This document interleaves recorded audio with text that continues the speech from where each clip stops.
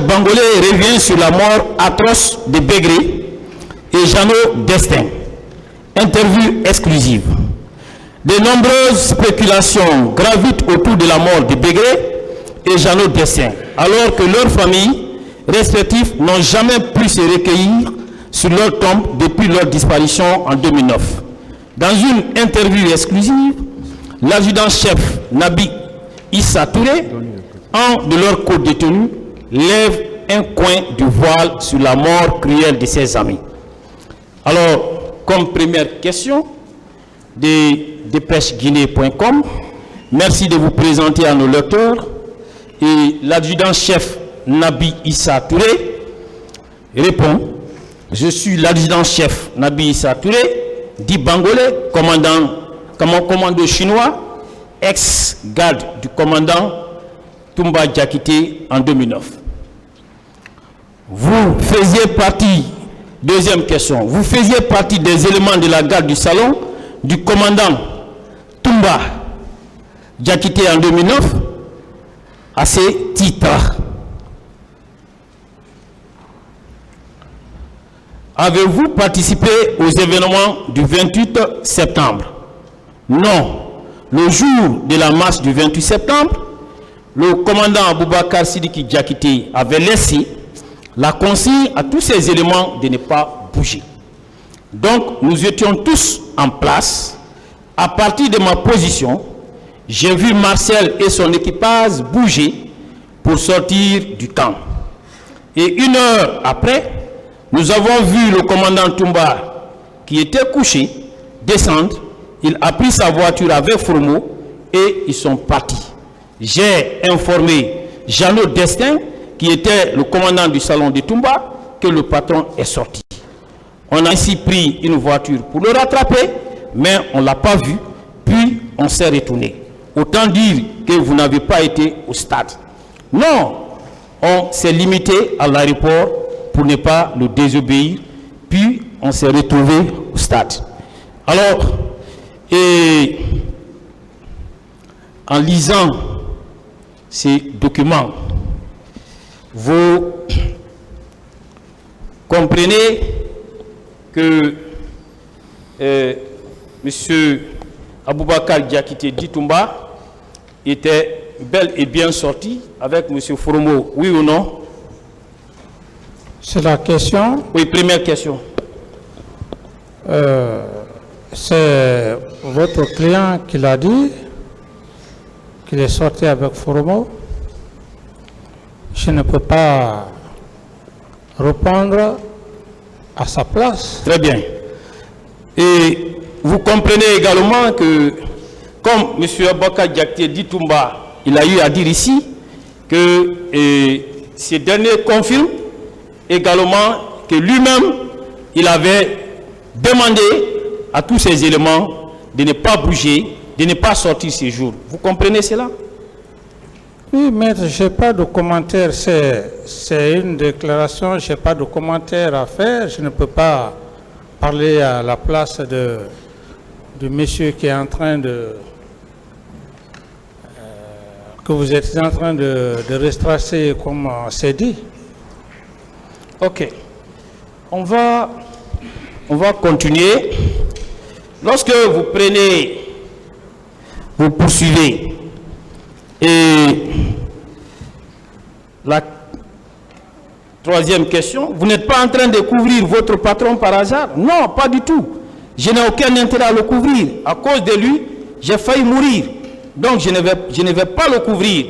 Aucun de nos éléments n'a bougé ces jours. Le patron est sorti avec Formo et les éléments, aucun élément n'a bougé ce jour. Le patron est sorti et il est revenu avec lui. On nous apprend que dans la nuit du 27 au 28 septembre 2009, l'ambiance était bon enfant à la présidence avec les nouvelles recrues de Kaléa. Le confirmez-vous? Oui, effectivement, Marcel avait commandé une camionnette de bière à la Sobragui. Donc, avec les jeunes recrues, nous avons bu jusqu'au petit matin. Ces jeunes recrues de Kaléa étaient là pourquoi? Je ne saurais vous le répondre avec exactitude. c'est qu'il faut savoir, quand on recrute un militaire après la formation, on vous envoie au camp. Alors, on accuse ces jeunes d'avoir participé au massacre du 28 septembre. Je ne peux dire que c'est vrai, tout comme je ne peux dire non plus que c'est faux. Mais j'ai remarqué que dans la soirée du 28 septembre, il y avait plusieurs blessés parmi eux. Je ne sais pas où ils ont été blessés. Alors, la question que je veux vous poser, vous ne trouvez pas une concordance nette entre ces déclarations de Nabi et celle de Alpha Amadou Baldé, qui a eu également à déclarer dans son procès verbal d'interrogatoire qu'à la date du 30, il y avait des recrues blessés au camp. Et lui aussi, il vient de confirmer la même chose. Ne trouvez-vous pas une concordance sur la présence des recrues blessés au camp après les événements du 28 septembre? Mais, maître, vous avez même répondu à ma question. Ok. Vous avez répondu à ma question. Ok. Dieu merci.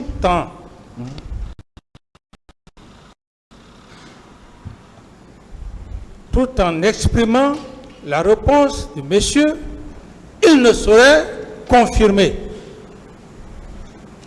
C'est vous qui l'avez dit. Donc, par rapport à cette déclaration, je ne saurais confirmer, parce que vous avez fait allusion même à cette partie. Donc, je ne saurais confirmer, comme vous l'avez dit, si c'est vrai ou pas. C'est la même question que je vous retourne, maître. Il y avait une ambiance bon enfant à la présidence, des recrues qui étaient en fête. Il y avait de l'alcool qui était en l'air.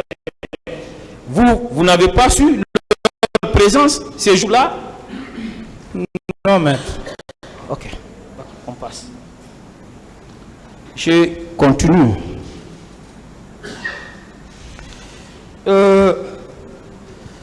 Alors, pourquoi les événements du 3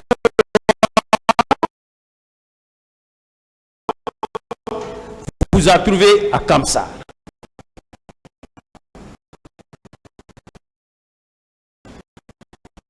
Depuis la prise du pouvoir par le CNDD, le 23 décembre 2008 jusqu'à novembre 2009, Jeannot Destin, commandant du salon de Toumba, n'avait jamais eu la permission d'aller voir ses parents. Et le 30 novembre 2009, il a bénéficié d'une permission d'aller rendre visite à sa maman qui était malade. Donc, nous avons bougé le 1er décembre pour l'accompagner à Kamsar, où nous sommes rentrés vers 18 h. Et notre départ pour Kamsar était officiel. Expliquez-nous les circonstances de votre arrestation à Kamsar. Quand Toumba a tiré sur Dadis le 3 décembre 2009, au camp, alors, commence notre présence à Kamsar, a instruit au commandant du camp militaire Claude Pivy de Bokeh de nous arrêter. Nous avons été informés vers 19 h que Toumba a tiré sur le président et le lendemain, vendredi 4 décembre, dans les environs de 6 h du matin, plusieurs pick-up remplis de militaires ont fait une descente sur les parents de Jeannot Destin. On nous a arrêtés et conduits au camp d'infanterie de Bokeh. Est-ce que vous avez été brutalisé ou torturé lors de votre arrestation et pendant votre détention au camp de Bokeh? Notre arrestation a été très brutale. Je ne sais pas quelle consigne qui a été donnée à l'unité qui était venue nous arrêter, mais on a été arrachés comme des fagots de bois pour nous mettre dans les pick-up. Direction camp d'infanterie de Bokeh, alors qu'on n'avait pas résisté pendant notre arrestation. Parce qu'on ne se reprochait de rien. C'était le début des descentes aux enfers. Vous êtes arrivés quand à Conakry? Nous sommes arrivés à Conakry le même jour, le vendredi 4 décembre 2009, dans les environs de 17 h. On nous a mis à la disposition de Tamba Kalas, qui était le commandant adjoint du camp Alpha Yaya à l'époque. On était tous menottés. Sur instruction de Granco, on nous a conduits aux 32 escaliers où il nous a enlevé les menottes pour nous attacher sauvagement avant de nous jeter dans la prison en attendant que Granco n'arrive. C'est dans cette cellule que j'ai vu Mohamed Begré et le tenant Fantamadi Kondi, l'ex-commandant du petit palais, couché par terre, bien ligoté, ainsi que plusieurs autres militaires. Qui vous a attaché? C'est le commandant adjoint du camp Alpha Yaya, Tamba Kalas lui-même. Vous étiez au nombre de combien? On était au nombre de 10. Pouvez-vous nous les citer? Il y avait l'adjudant Jeannot Destin, le sergent Bobo Azagbe, le sergent Alseniba, le caporal Antoine Milmono, le sergent Pagal, le caporal Mayalon, le sergent Bouakar Titi, le caporal Vincent et moi-même, l'adjudant-chef Nabi Issa Toué, dit Bankole. Qu'est-ce qu'on vous a reproché? Comme Toumba a tiré sur le président, on nous a dit que c'était un coup d'État. Donc, tous les gardes du corps et proches de Toumba sont impliqués. Alors qu'on n'était pas au courant de rien du tout. Vous êtes restés pendant combien de jours attachés? Nous sommes restés attachés du vendredi au dimanche matin. Ça criait de douleur dans la cellule. Tout le monde pleurait. Et d'autres même étaient déjà morts. Granco et Tamba Kalas ont apporté une nouvelle corde. Parce que la corde de plusieurs d'entre nous s'était coupée. Ils ont demandé aux hommes de Kéboro, les gendarmes qui étaient chefs de poste, de faire sortir ceux qui sont morts. Parce que pendant les 3 jours, beaucoup de nos amis sont morts. Ils nous ont détachés pour nous attacher de nouveau. On était presque tous paralysés. Personne ne sentait ses bras. La corde avait coupé les nerfs de la plupart d'entre nous. On raconte que Jeannot et Begré sont morts en commando, en cognant leur tête contre le mur jusqu'à mort s'en soit suivi. C'est archi faux. Granco doit avoir peur de Dieu et dire la vérité. C'est archi faux. Alors, Jeannot, Destin et Begré, comment Jeannot, Destin et Begré sont-ils morts?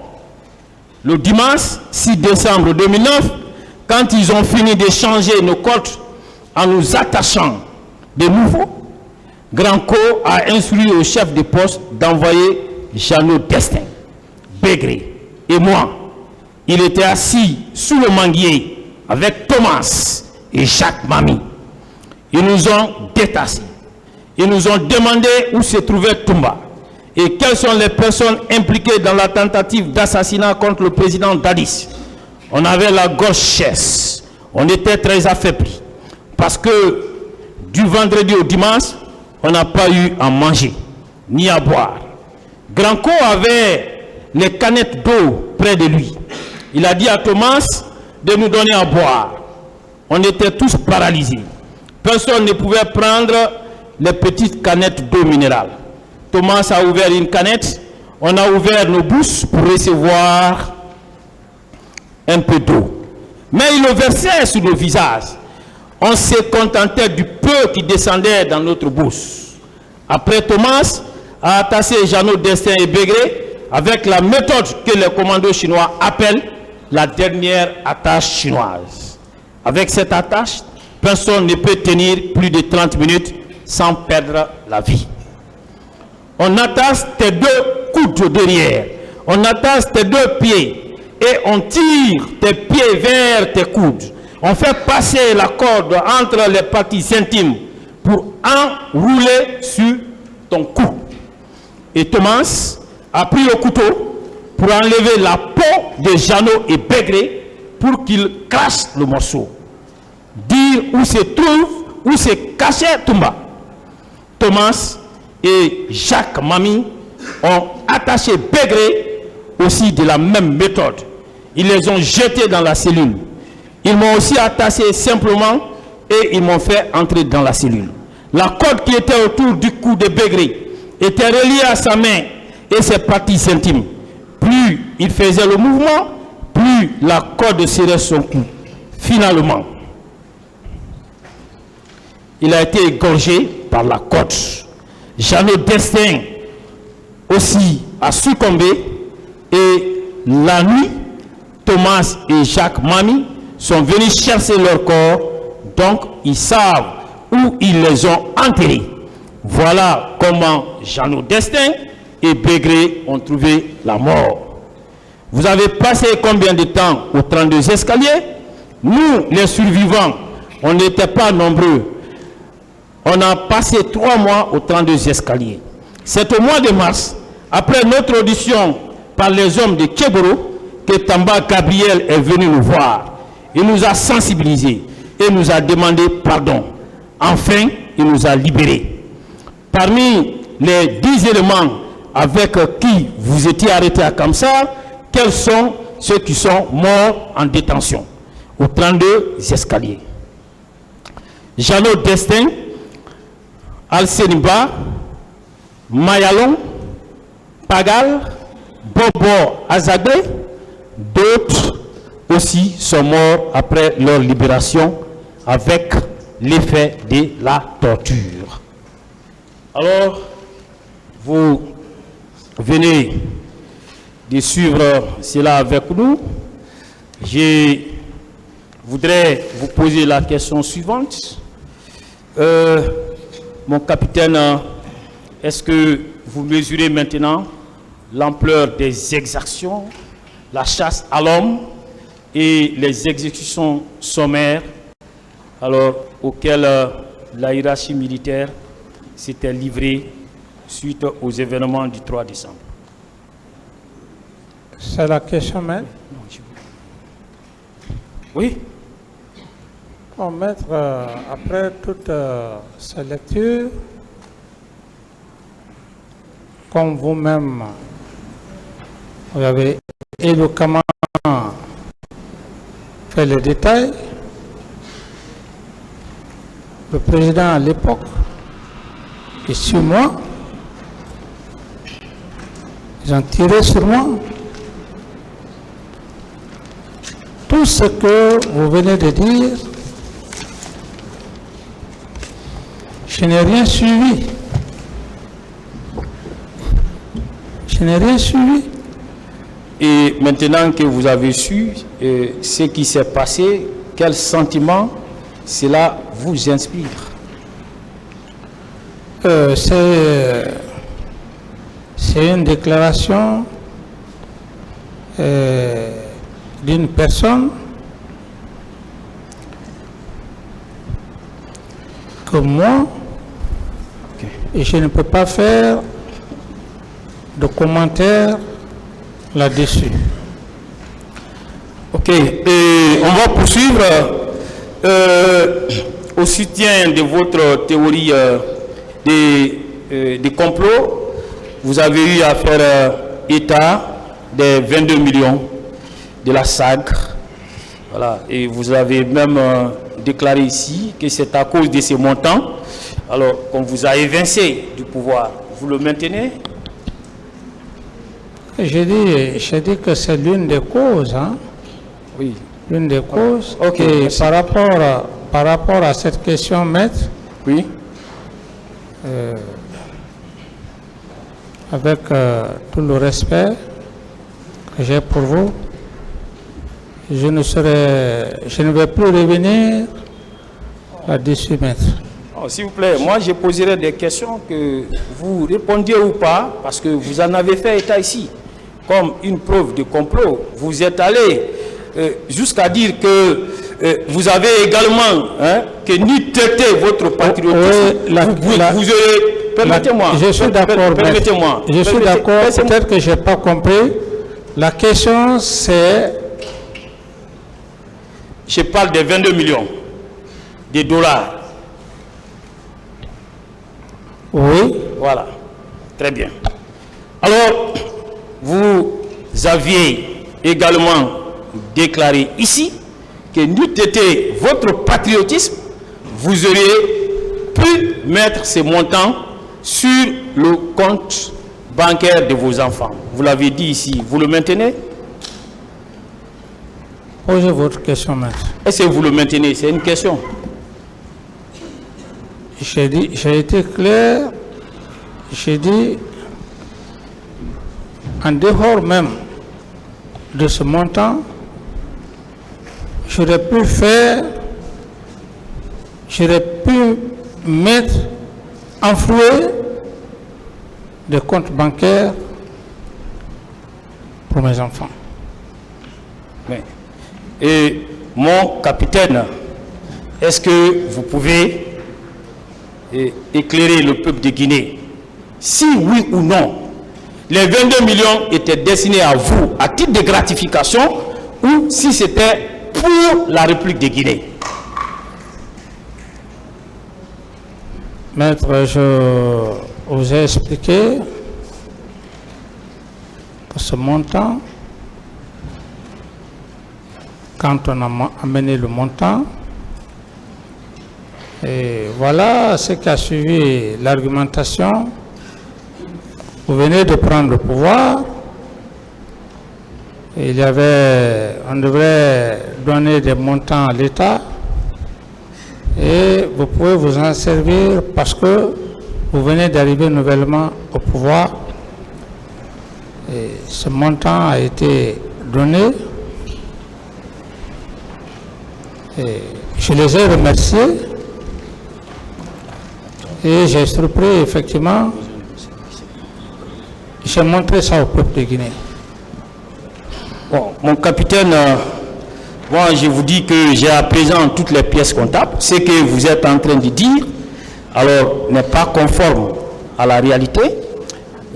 Ces montants n'étaient ni plus ni moins que l'impôt sur les sociétés que la SAG restait devoir à la République de Guinée. Monsieur le Président, avec votre permission, et je voudrais que mon confrère m'aide également à distribuer ces pièces qui établissent que ces montants ne vous étaient pas destinés. Ces montants ont été payés sur un compte ouvert au nom de l'État guinéen et l'argent a été versé là-bas. Il y a une quittance libératoire même qui a été établie. Alors, il a été question seulement de vous présenter la preuve du paiement, mais l'argent ne vous a jamais été donné. Oui, mais je pouvais détourner ce montant. Je pouvais détourner ce montant, c'est ce que vous devrez comprendre. L'argent ne vous a jamais été donné. Je dis encore une fois, je dis encore une fois que j'avais la possibilité de détourner ce montant. Personne ne m'avait obligé de montrer ça au peuple de Guinée. J'avais la possibilité de détourner ce montant. Si vous l'avez fait, vous serez poursuivi pour détournement des deniers publics. L'argent qui est destiné au peuple. D'autres questions, s'il vous plaît. Monsieur le Président, comme il est en train de le dire, l'argent ne lui était pas destiné. S'il vous plaît, M. Camara, c'est bon. C'était le paiement d'une... Je dis encore, maître. Voilà. C'est l'honnêteté. Je continue. C'est la probité morale. Sinon, j'aurais détourné ce montant. Cela n'est pas la preuve d'un patriotisme que vous voulez faire comprendre. Une autre question, maître. Très bien. Maître, c'est vous... Vous calmez, des amalgames dans l'esprit. On va continuer. Vous calmez, s'il vous plaît. Calmez-vous. Continuons. Vous calmez, hein. Voilà. Une autre question, maître. Voilà. Et on poursuit. Mon capitaine, et je ne sais pas si vous vous rappelez avoir déclaré ici que vous avez instruit c'était M. Keborou, voilà, de conduire les leaders à la clinique Pasteur pour qu'ils y reçoivent des soins. Vous l'avez dit ici, vous vous rappelez? J'ai déjà répondu à cette question. Ok. Mais est-ce qu'au-delà des soins que ces leaders devraient recevoir, est-ce que les leaders en ces lieux n'ont pas été privés de leur liberté d'aller et de venir? J'ai déjà répondu à cette question et le procureur avait fait état d'une lecture, donc je ne vais plus revenir sur cette question. Est-ce que ces leaders-là, pour qu'ils puissent sortir de cette clinique où ils étaient retenus contre leur volonté, il n'a pas fallu une médiation des leaders religieux qui ont été conduits dans la même nuit à votre résidence? Vous revenez sur la même question. Le procureur avait fait la lecture de ça. Et ce jour, j'ai dit que oui, que le procureur n'avait pas besoin d'aller jusqu'au bout de cette ligne. Il pouvait s'arrêter. Donc, je ne réponds plus à cette question. C'était sur la sortie de M. Seloudalé. Voilà. Ça n'a rien à voir avec ça. S'il vous plaît, maître. Okay. Merci, M. le Président. C'est une nouvelle question qu'il vient de poser. Voilà. Oui. Ça n'avait pas été posé par le procureur. Très bien. Ouais, la nouvelle question. Il est là, il peut dire si c'était la même question. Moi, je pose une nouvelle question. Ma question concerne tous les leaders. Et c'est la sortie de M. Seloudalé pour l'extérieur qui a fait l'objet des débats entre vous et M. le procureur. Moi, je parle de tous les leaders. Tous les leaders ont été empêchés de sortir, même de la clinique, après y avoir reçu les premiers soins. C'est ça, non? Vous êtes en train, maître, de faire des illusions. Wow. Et par rapport à ce que vous dites, oui. Lorsque les leaders sont partis à la clinique Pasteur, certains ont jugé nécessaire de rentrer en famille. C'est en ce moment où les religieux sont venus, les médiateurs sont venus me voir. J'ai dit clairement, s'ils savent que le soin qu'ils ont eu est largement suffisant, qu'il n'y a pas de problème. On va avancer et Monsieur le Président, moi j'avance. Il se trouve qu'il a fallu une médiation qui a été âprement menée par ces leaders religieux conduits chez vous par Koutoubou, votre ministre d'alors, et malgré vous, vous avez donné votre accord. C'est la nuit là même, j'ai le document, Monsieur le Président, je vais le verser au dossier pour dire que les leaders n'étaient pas là-bas en homme libre. Ils étaient tous privés de leur liberté. Ce n'est pas tout à fait. S'il vous plaît, je n'ai pas fini. Professeur Koutoubou Moustapha Sano a écrit un ouvrage intitulé « Le CNDD, la transition et moi ». Donc, il a fallu un parcours, un combat de titans pour que ces leaders-là puissent recouvrer. Tout le récit se trouve là. Vous pouvez employer les termes de titans. Ce qui reste clair, très bien. J'ai dit qu'il y a des personnes morales qui sont venues me voir et c'est par la suite, ça. Je n'ai pas refusé. Où est le problème? Où est le problème? D'autres questions? C'est ça, c'est leur rétention en ces lieux contre leur volonté. Voilà, ils parlent tous, hein, ceux qui étaient retenus. Ça n'engage que vous. Ok. Votre idée, votre pensée. Merci bien. On peut avancer? Monsieur le Président, je voudrais terminer par la production d'un dernier document au dossier. Il s'agit d'un procès verbal de transcription. Et ce procès verbal de transcription, Monsieur le Président, sa production a déjà été précédée par des questions qui ont été posées aussi bien par Maître Yomba que par certains avocats de la partie civile. Il s'agit bien de la présence de M. Camara au Maro Kana. Il a été présent là-bas, tout ce qu'il a eu à faire. Vous avez aujourd'hui un agent, hein, l'un de ses agents, et des renseignements qui a parlé. Alors, on l'a transcrit. Et au moment venu, et lui et d'autres, ainsi que ceux qui ont eu à conduire les camions, viendront ici, jeu dans les yeux avec le capitaine. Monsieur le Président, ils vous donneront d'amples détails. Il s'agit de ces PV et j'en ai terminé. Je peux parler? Ce n'est pas une question. Ah, d'accord. La défense continue alors avec les questions. Merci, Monsieur le Président. Capitaine, j'ai juste 2 ou 3 questions de précision. Tout à l'heure, à l'entame de ces questions, le conseil de M. Diakité a fait allusion à l'audio de M. Sidya Touré qui a été produit par nous qui sommes vos conseils dans cette procédure-là.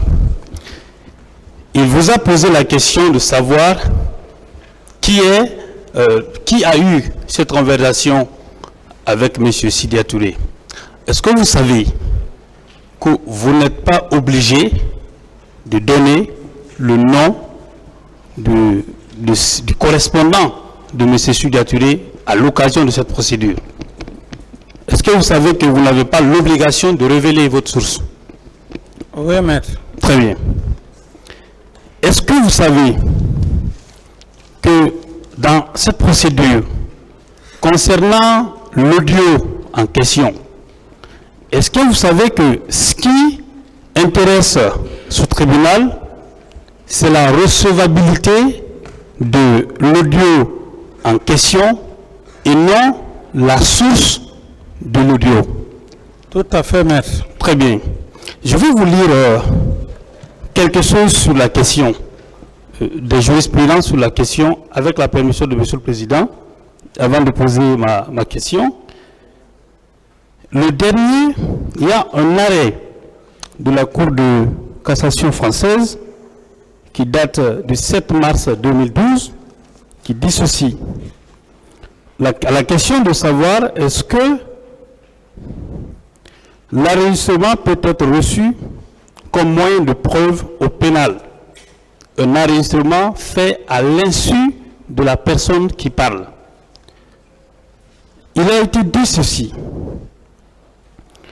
Sur le point de savoir si les preuves obtenues de manière déloyale ou illicite encourent la nullité dès lors que les preuves n'ont pas...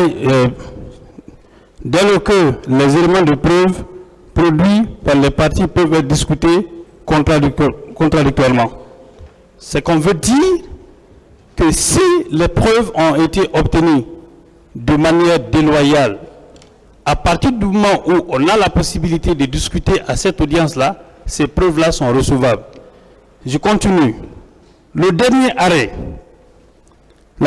une position réaffirmée par dans une affaire très médiatisée, dite affaire Bettencourt, en date du 31 janvier 2012, la chambre criminelle de la Cour de cassation française a jugé que les enregistrements audio obtenus à l'insu d'une personne sont recevables en justice en tant que preuve afin de porter plainte contre cette personne au titre d'infraction dont elle serait coupable et sans que le droit au respect de la vie privée, ni même la violation du secret professionnel puisse valablement constituer une limite. La dernière chose que je veux préciser, ce sont les dispositions de l'article 497 du Code de procédure pénale.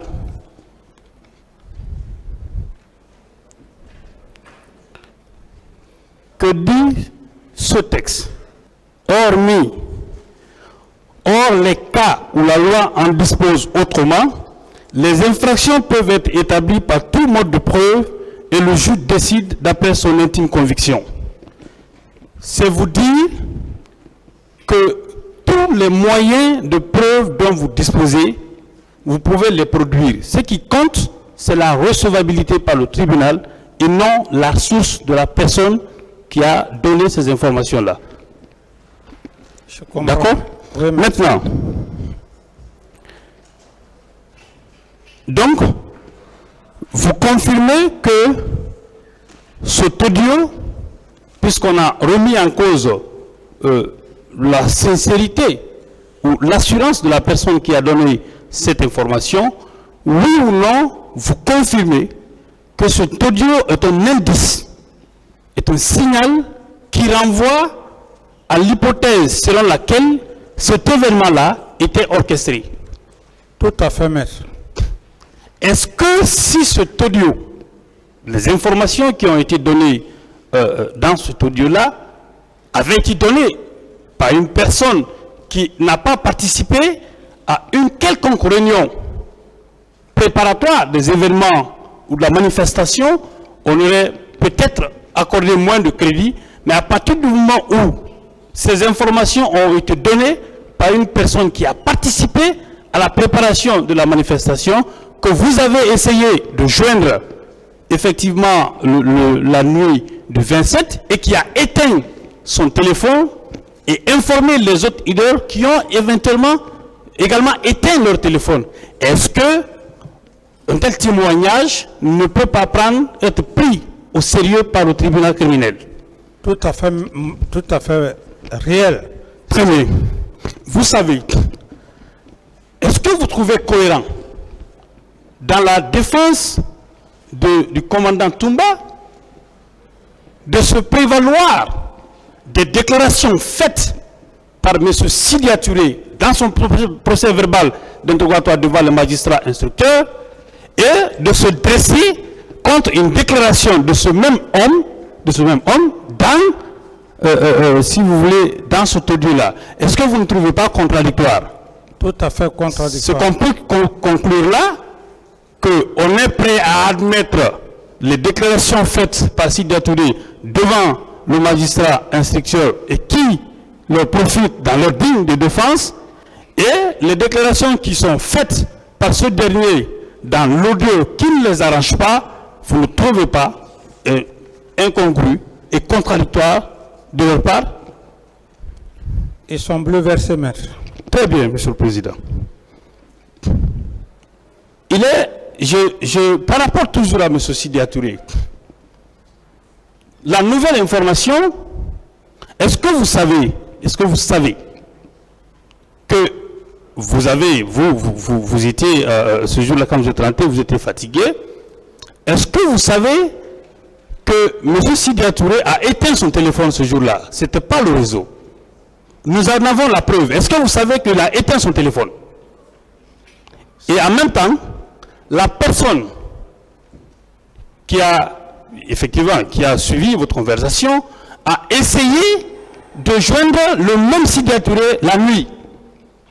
Est-ce que vous savez que le téléphone était éteint? Non, maître. Vous ne le saviez pas, parce que pour vous, la conversation s'était interrompue. Oui, maître. Très bien. Est-ce que vous savez que tous les autres leaders, l'intéressé a essayé de joindre les autres leaders? Les téléphones, comme par coïncidence, étaient éteints au même moment. Est-ce que vous le savez? Non, maître. Très bien. Les témoins comparaîtront à cette barre au moment venu. Toujours, moi je n'avais pas de question, hein? C'est la défense de Toumba qui m'a mis dans cette situation. Par rapport à la commission d'enquête, la dernière fois, j'ai dit dans mes propos qu'on a rabaissé la fonction de président de la République. Parce qu'on dit que vous devez être à la fois ministre de la Justice, ministre de la Santé pour vous occuper des questions d'autopsie, ministre de la Sécurité, parce que vous êtes président de la République. J'aimerais vous poser une question par rapport au rapport d'enquête. Est-ce que vous avez posé un seul acte, ou bien est-ce qu'on vous a brandi une seule preuve qui atteste que vous avez posé un acte de nature à empêcher la commission de faire son travail? Non, maître. Très bien. Donc on peut considérer que vous, en tant que chef de l'État, et en vertu du principe de la séparation des pouvoirs, il appartient à chaque pouvoir de faire son travail. Oui ou non? Oui, maître. Vous avez rappelé quelque chose, vous avez dit quelque chose, et je veux que vous le confirmez, vous le réitérez devant le tribunal. Est-ce qu'au moment des faits, Monsieur le Président, vous étiez procureur de la République? Non, maître. Près le tribunal de première instance de Dixine. Non, maître. Est-ce que vous étiez juge d'instruction? Non, maître. Ce que le conseil de Toumba a dit, c'est vrai. Lorsqu'il y a commission d'un crime ou d'un délit quelconque, il y a des autorités judiciaires qui se saisissent. Si les autorités judiciaires ne le font pas, est-ce que c'est à vous, président de la République, au sommet de la pyramide, qu'on va poser cette question-là? Non, maître. Vous ne pensez pas qu'ils n'ont pas suffisamment d'éléments pour vous accabler? Ils n'ont pas de preuves, ils sont orphelins de preuves. Très bien. Maître Sylla n'a pas de preuves. Ils sont orphelins. D'accord.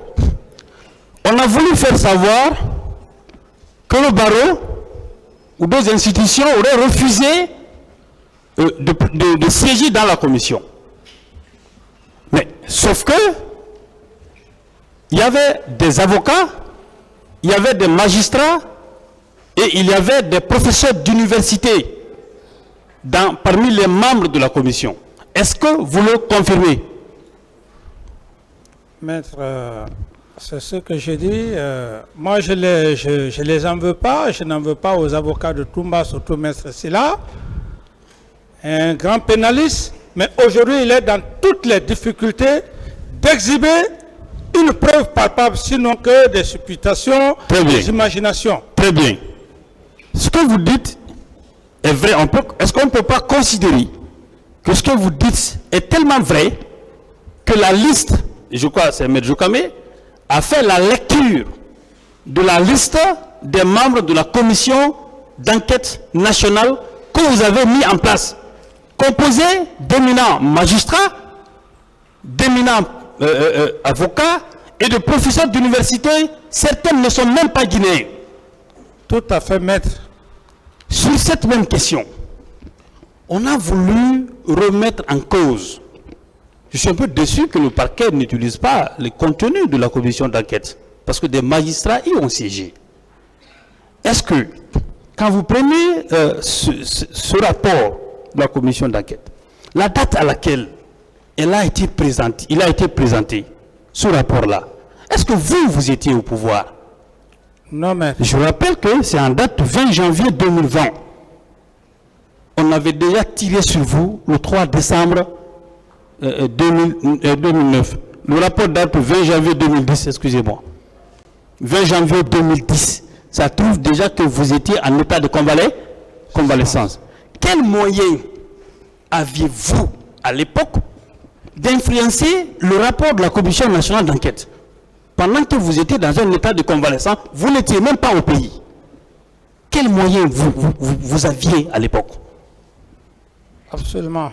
Pas de moyens à l'époque. Vous n'étiez pas le président en exercice en ce moment en Guinée. Tout à fait, maître. Et vous l'avez rappelé tout à l'heure que les accords de Ouaga n'ont jamais été respectés.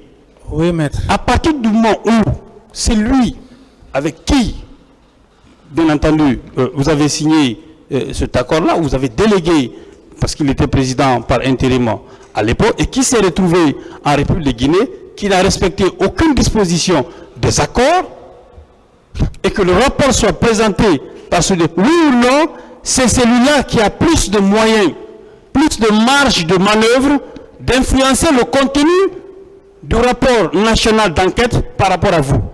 N'est-ce pas lui? Tout à fait, maître. Lui-même étant, il ne voulait pas la lumière. C'est la raison fondamentale qui a fait qu'il n'a pas été inculpé.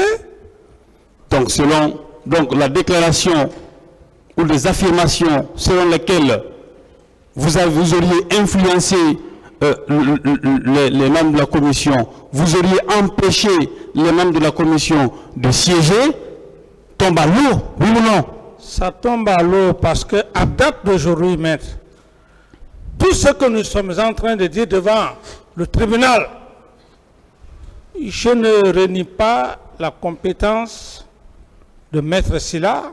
Non, moi je veux que vous répondiez simplement à la question. Laissez Maître Sylla en paix. S'il vous plaît. Laissez simplement donc, répondre simplement ça- à votre question, à la question. Laissez, comme il vous le dit, laissez les conseils de M. Diakité. Ne citez pas de nom. C'est des questions simples que votre conseil est en train de vous poser. Voilà. Répondez aux questions. Voilà. Donc, puisque c'était que l'on dit que le contenu du rapport de la commission d'enquête, que vous ne pouvez pas, vous, être jugé parti. À partir du moment où on a tiré sur vous, vous êtes dans une impossibilité d'agir par vous-même. Est-ce qu'en ce moment-là, la commission n'aurait pas pu continuer à faire son travail? Puisque vous, selon eux, vous qui les empêchez de faire le travail, puisque vous, on vous a réduit dans une situation d'impuissance, est-ce que la commission n'aurait pas pu continuer ses investigations après vous? Tout à fait, maître. Voilà. Et bien entendu, la commission même a continué ses investigations. C'est pour cela que le rapport a été rendu le 20 janvier 2010. En ce moment, vous n'êtes plus au pouvoir. J'en passe. Monsieur le Président, je reviens sur des pièces qui ont été produites tout à l'heure, à savoir le procès verbal pas procès verbal, une prétendue déclaration tirée des comptes Facebook d'un journaliste, se disant journaliste d'investigation, par rapport à l'adjudant, un certain adjudant Bakolé et Alpha Amadou. On a rapporté des déclarations de ces personnes-là. Premièrement, d'abord l'interview n'est pas datée. Est-ce que vous le savez? Il n'y a aucune date. Est-ce que vous savez ça? Non, maître. Que l'interview n'est pas datée. Est-ce que vous savez que si on veut faire croire que cette déclaration est vraie, est-ce qu'il ne serait pas nécessaire que la personne elle-même vienne tenir de telles déclarations ici? Tout à fait, maître. D'accord. Elle sait parce qu'elle nous trouvera ici. Oui. Je vais poursuivre. Les circonstances qui ont été décrites ici, ou les événements qui ont été décrits, ces événements, pour la plupart de ces événements, vous a trouvé hors du pays. Est-ce que la mort de Begré et d'autres, on parle de Jeannot Destin, est-ce que vous étiez à Conakry? Non, maître. Est-ce que vous êtes lié à ça? Non, ce n'est pas lié aux faits pour lesquels je suis devant le tribunal. Est-ce qu'on n'a pas un droit de se poser la question pourquoi la production de telle presse devant le tribunal criminel? Juste un harcèlement. Étant entendu que vous n'étiez pas présent. Oui, maître. Très bien. Est-ce que vous savez que les deux là, adjudant, chef Bakolé et Alpha Amadou, ils l'ont rappelé.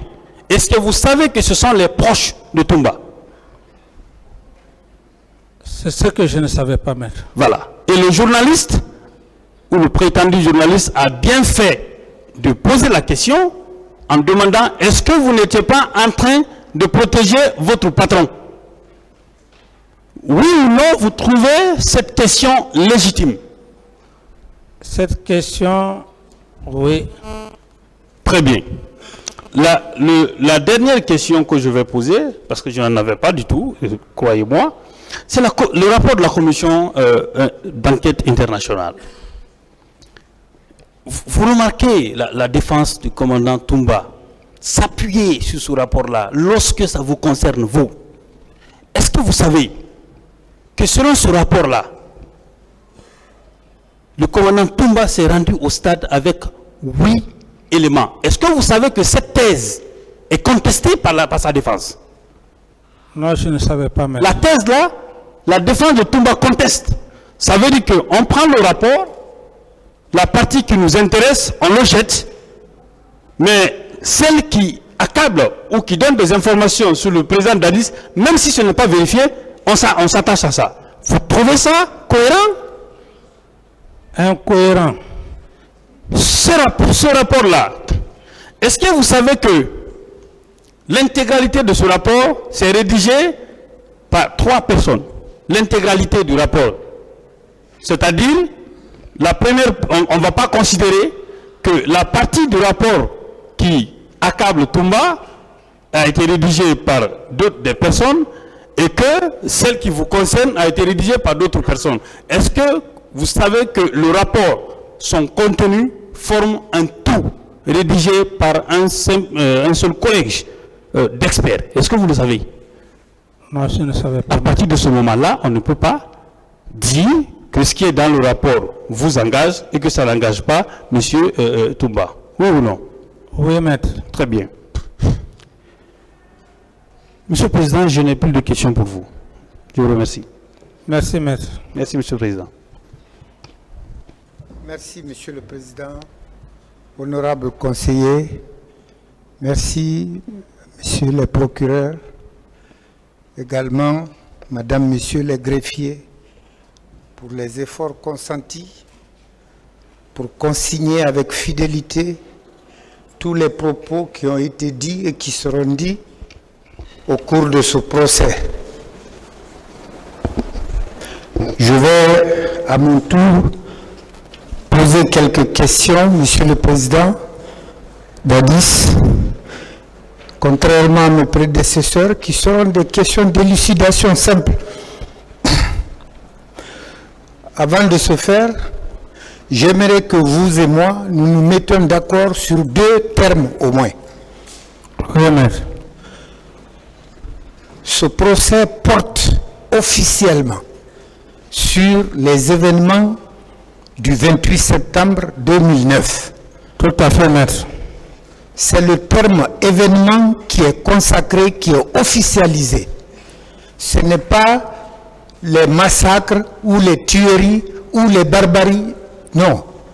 On dit événement du 28 septembre. Oui, maître. D'accord? Oui, maître. Bien. Deuxième chose, qu'on se mette d'accord que vous n'êtes pas un adversaire de Toumba. Vous êtes adversaire de Monsieur le procureur de la République. Tout à fait, maître.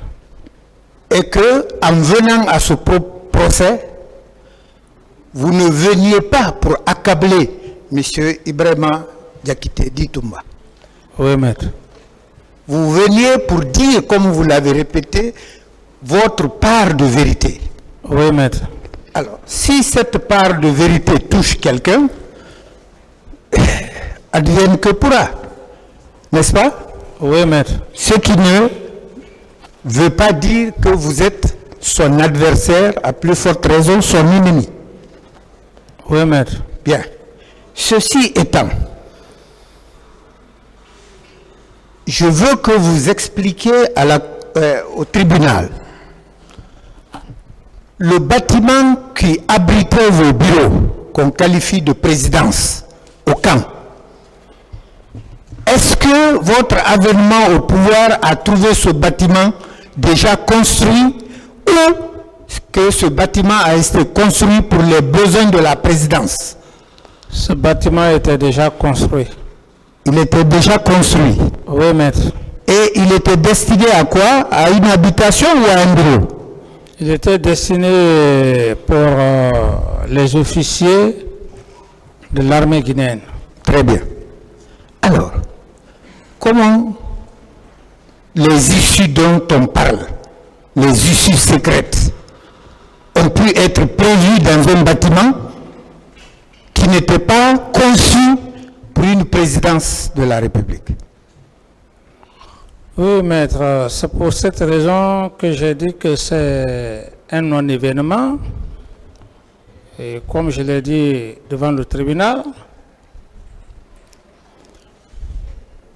que ce soit ce bâtiment, que ce soit d'autres bâtiments particuliers, même au village, les cases construites que nous avons vues avec nos parents, il y a toujours une issue. Mais puisque Maître, vos confrères, à date d'aujourd'hui, ils ont tout fait. Il y a de cela plus de 10 jours. Ils n'ont exhibé aucune preuve tangible devant le procureur et substitut, devant... Répondez à la question, M. Camara. Je dis simplement, maître, ce sont des montages purs et simples, des imaginations. Lorsqu'il s'agissait ici, quand de vos confrères a dit qu'ils vont repartir pour une stratégie, c'est cette stratégie, maître, qu'il est question de parler de porte d'issue, de Marocana ou je ne sais quoi. C'est un événement, maître. Merci, Monsieur le Président. Je crois tellement à ce que vous dites que vous avez déjà entamé par votre réponse certaines questions qui devaient suivre immédiatement. Alors, vous êtes à votre 14e comparution. La première a commencé le 12 décembre 2022, à raison de 3 comparutions par semaine. 12 décembre, 12 janvier, ça fait déjà un mois, à raison de 4 semaines. Ce qui vous fait un nombre record de comparutions. Et je suis complètement ébahi que votre état de santé vous ait permis de tenir ce coup et que votre mémoire soit aussi fidèle que vous avez donné la preuve, Monsieur le Président. Ce faisant, Monsieur le Président, ce qui est constant, c'est que personne encore, à commencer par le parquet, les parties civiles et la défense de M. Boubacar Toumba, ne vous a mis devant une évidence qui vous a confondu, devant laquelle vous n'avez pas trouvé de porte de sortie. Est-ce que jusqu'ici, en âme et conscience, vous vous reconnaissez avoir été mis devant une preuve irréfutable, incontournable? Aucunement pas, maître. Très bien.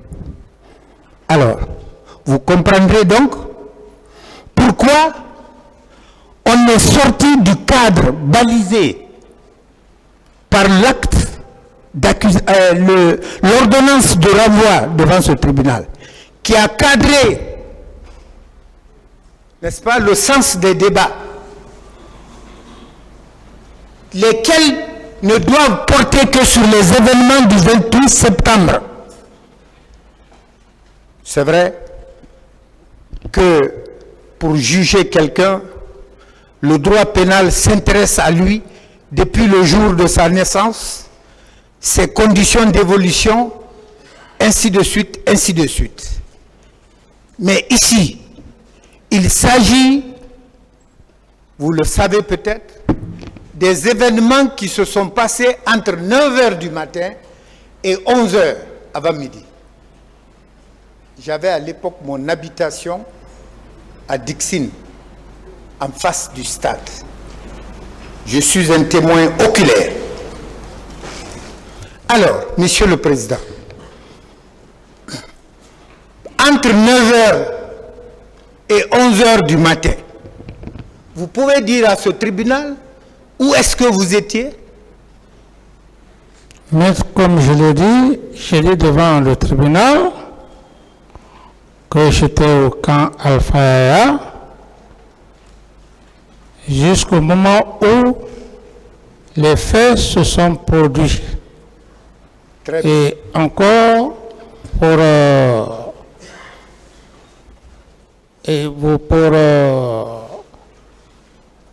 vous enrichir, Maître,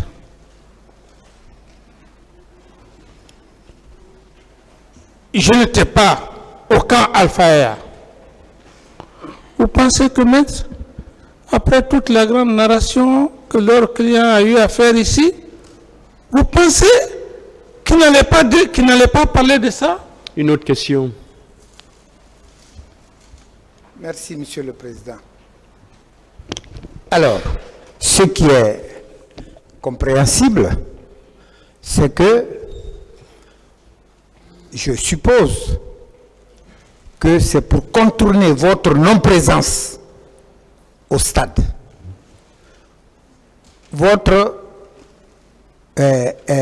Le fait que vous n'ayez, jusqu'à preuve du contraire, donné aucune instruction à qui que ce soit, qu'on laisse les événements du 28 septembre pour aller dans des débats qui n'intéressent pas ce tribunal. Tout à fait, maître. Alors, Monsieur le Président, commençons par ce qu'on appelle la dissimulation des cadavres. Comment vous pouvez répondre à la question de savoir des cadavres des personnes qui ont été tuées, pas sur vos instructions, pas à votre présence? Comment les auteurs de ces atrocités peuvent alors revenir à vous pour vous demander qu'est-ce qu'il faut faire des cadavres? Ça, c'est possible? Ce n'est pas possible, maître. Pourtant, on vous dit qu'il faut expliquer comment, qu'est-ce que vous avez fait des cadavres. Vous avez vu un seul cadavre?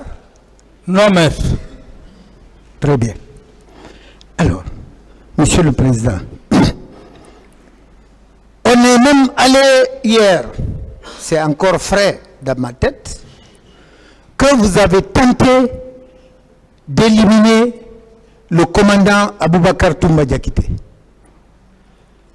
Entre la charité et l'Église, qui doit se moquer de l'autre? Vous avez la preuve que M. Boubacar Toumba Diakité a essayé, il a tenté de vous éliminer. Oui, maître. Alors, quelle preuve donne-t-on de votre part pour dire ou affirmer que vous avez voulu éliminer Toumba Diakité? Ce sont des hypothèses, des imaginations, de l'utopie. Très bien. On vous reproche le fait d'avoir voulu conserver le pouvoir et que c'est votre entêtement à la conservation, passez-moi l'expression, hein, entêtement, c'est peut-être pas... Oui, maître, Voilà, je vous suis attentivement. Je n'y pense pas de péjoration pour vous, Oui, maître. s'il vous plaît. Et que c'est ce qui aurait poussé la population ou qui a provoqué les événements du 28 septembre. Monsieur le Président, prenons des exemples à travers le monde et ici en Guinée. Le premier président de ce pays n'a-t-il pas conservé le pouvoir pendant 25 ans? Oui, maître. Celui qui est venu, le général Conté, il n'a pas fait 24 ans. Oui, maître. Le dernier, ce n'est pas à sa tentative de troisième mandat que certains considèrent comme illégal qu'il est parti? Tout à fait, maître. Mais alors, ce n'est pas une invention de votre part que de vouloir rester au pouvoir. Ça, c'est d'abord humain. Ce n'est pas d'Addis. C'est humain. Vous êtes d'accord avec moi? Oui, maître. Bien. Ça, c'est en Guinée. À travers le monde, les États-Unis qu'on qualifie de plus grande démocratie du monde, Donald Trump n'a pas envahi le Capitole? N'est-ce pas? Oui, on a vu, Et il y a eu des morts d'hommes? on a vu les images. Très bien. Jair Bolsonaro Au Brésil, là. au Brésil n'a pas envahi le siège des 4 pouvoirs de son pays, dans le but que les élections ont été truquées, que c'est lui qui aurait gagné? Ce n'est pas son instinct de protection de son pouvoir, ça? Oui, maître. Mais alors, Dadis, lui, il aura mangé quelle partie du gibier pour lui dénier cette pratique internationale? C'est du pur dénigrement, maître. Très bien.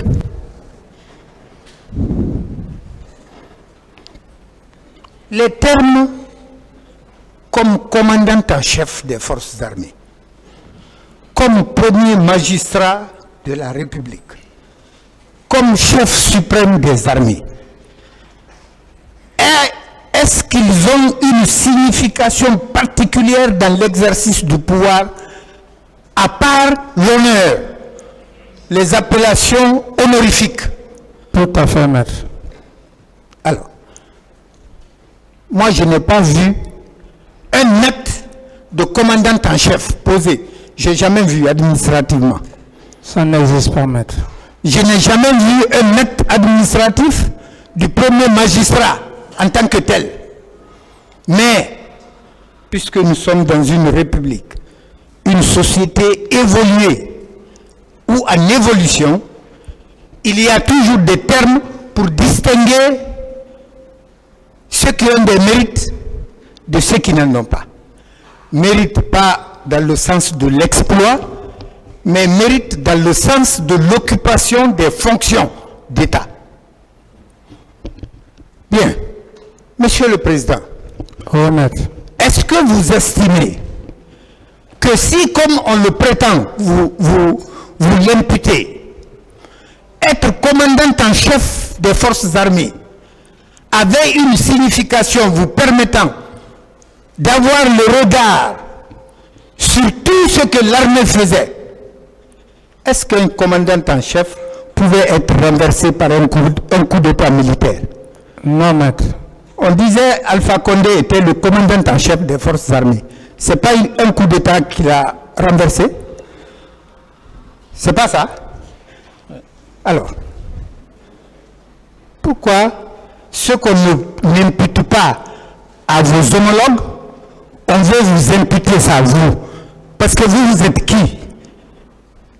Juste, maître, comme je le dis, un harcèlement pur et simple, parce qu'ils n'ont aucune preuve à date.